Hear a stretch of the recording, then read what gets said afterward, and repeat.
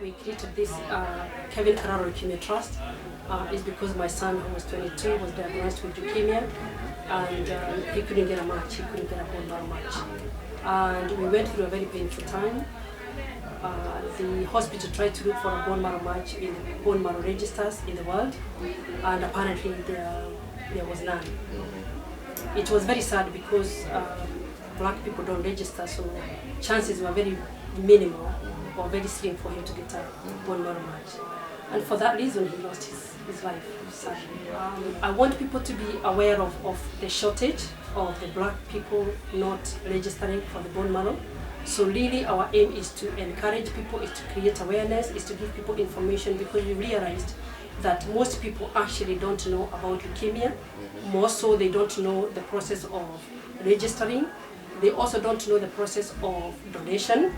And because it's a mystery and they don't know, so they haven't come out to register.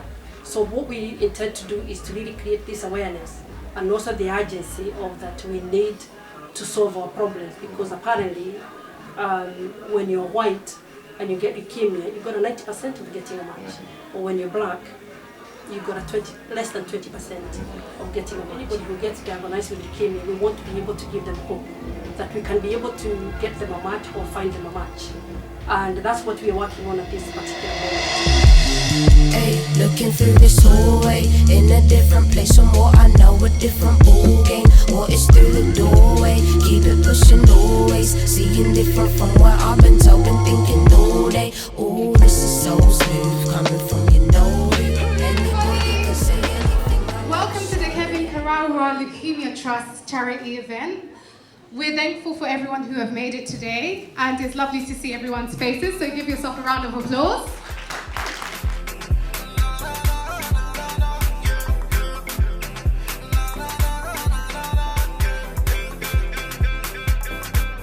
Love me, my baby, oh.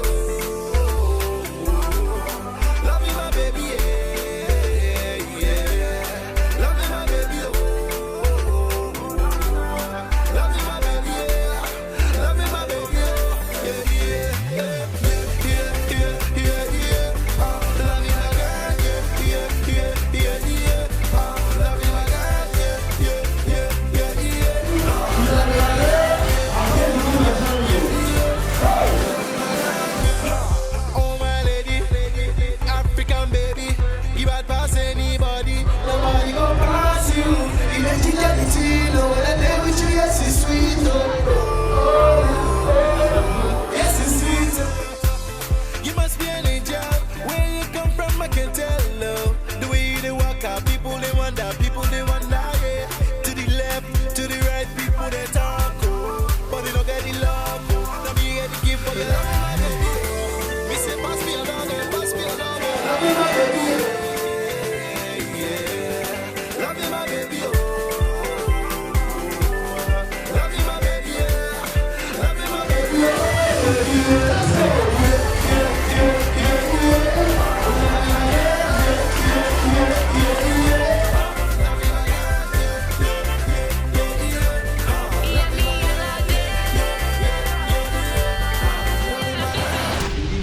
We're so fortunate right now that we have one thing, we have that gift of life.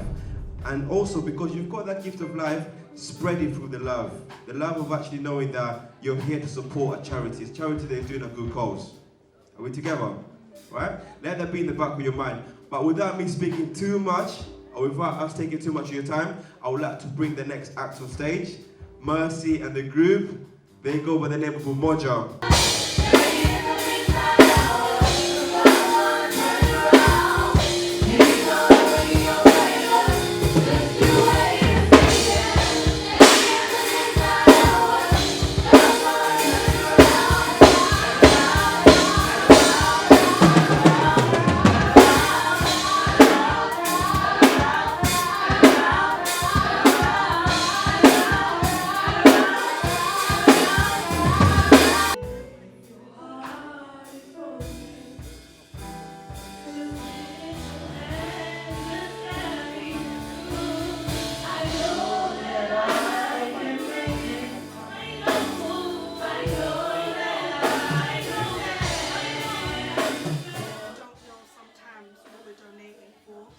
there can be a misconception of, you know, should we donate, should we not donate, you know, should we be a donor, and these are things that can be overcome due to events like this.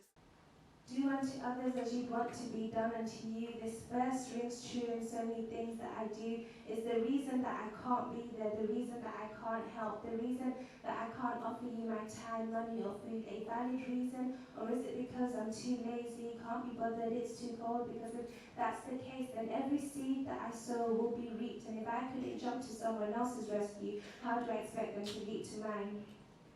Ethnic minorities need to reassess our priorities, because this is one race issue we cannot blame on Caucasians. With blood cancer, danger is imminent, chronic or acute. White blood cells have a talent for mapping pathogens. So when your diagnosis suggests reduced phagocytosis in bone, you do not want it to reproduce. Here today to perform but also show solidarity with the Kevin Carrara Trust. I found out about how serious leukemia was to the black community only a few weeks ago. Since then I've written a track, I've come here and I've met people who are professionals, I've met people who have survived leukemia, I've met people who are donating blood, donating stem cells, and for me it's an important issue. I'm here, I'm signing up now. I would encourage everyone who cares about humanity to sign up. I'd also encourage people from our ethnic minority group to sign up. We have to show solidarity and interdependency in order for the advancement of our people. Thank you very much. It's all for Kevin, and you know, to help other people with leukemia. This was his wish, so please help me.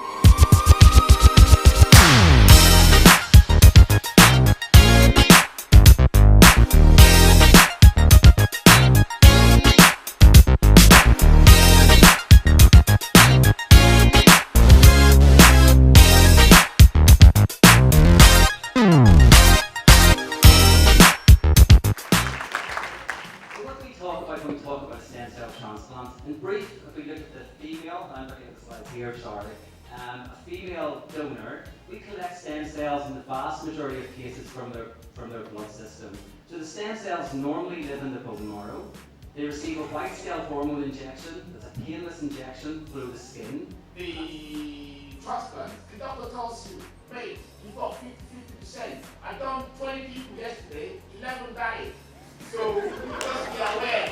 I'm telling you to be aware now. So you don't have no chance. I'm not telling you that 10 died. I'm telling you that even 11 to 15 died. So you know that your chances are very limited. So I told him to pause. This takes about an hour. They call it I forgot what they call it. I consent to you to go through it. It takes about an hour. Well, the doctor was telling me that. I told him to stop. There's no point. You already said I was gonna die. And now what are you telling me? To walk away or do it? I said, if you want to do it, do it. If you don't want to. So that's how we got on with it and did it. And then I found where you were. If anyone's got any questions they really want to ask or something that they really want to find out, I think right now is a great chance to find out, because you have someone who's gone through leukemia, you have people who have donated, and you also have a doctor who works with people who suffer from leukemia. So if there's any questions, please feel free. Hello there, this is to Dr. Anne. Two questions. Number one, is there an age limit of when you can donate? And number two, we know that there are so many leukemia patients in Kenya, and we know that they, we hear in the news, or we know that they go to India for transplant. Now, are there any tests done in Kenya so that they can know that they'll get a match there, or how does it work there? So I want to address your first question first. So chronological age is important, and in fact, if you look at some registries like the Anthony Nolan, they only take new donors from the age of 16 to 30, because the older our stem cells are, the more chance they've picked up something, and the more chance they are less healthy than the younger stem cells. However, once you're on the register, you can donate until you're 60. Now, Dr. McLonan mentioned the haploidentical donations, which are half donations. So this is what you get usually from a sibling. In people who don't have any donor anywhere, we can sometimes carry out a stem cell transplant with a donor who is over the age of 60, over the age of 65, if they are very healthy. So we look at all their other, we call them comorbidities.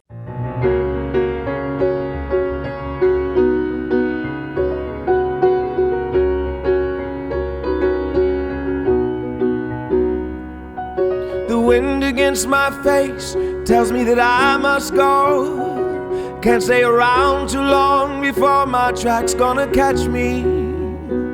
When they do, I've got to be somewhere in LA, so I can look at the sun and get my thinking done.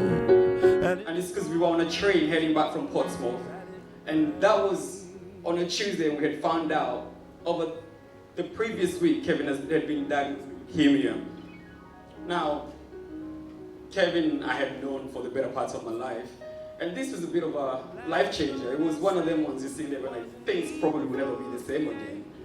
He had like really big dreams, and he shared them with us, and that's why you see everybody over here standing over here and really passionately about this. It's because we understand the dream that he had and he wanted to fulfill. Kept on going on in my mind. What am I telling him when I go back to that room? I was afraid to go back and visit my son. I didn't know what to tell him. But fast forward, we did dawn drives, and so many people came. And thank you so much for people who came and registered. But it was a little too late. At this point, leukemia had really was very aggressive, and we didn't have time to do for our march. But as you're all aware, Kevin did pass on 2014. And his wish, because he believed until the last time that he was going to get out. But they didn't even try to give him his brother's match, which was a half match. And as you heard from the doctor, half matches is not doing well, the outcomes are not good. So because he believed the one thing he wanted, one thing he always said is, Mom, if I left this hospital, I just want to make sure black people register. I just want to see anybody go through. I was always told in the pain there's a blessing. Mistakes that I made, they mirrored the lessons. Talking with God, I asked clearer questions. Dear Lord, is this what I'm destined for? If so, then what am I stressing for? We tight, then why can't I let it go? Everything gon' be alright is more than a metaphor. Let it rain, cause it's ancestral. Cleanse my heart so they can see the best in you. Let it rain and come down visceral.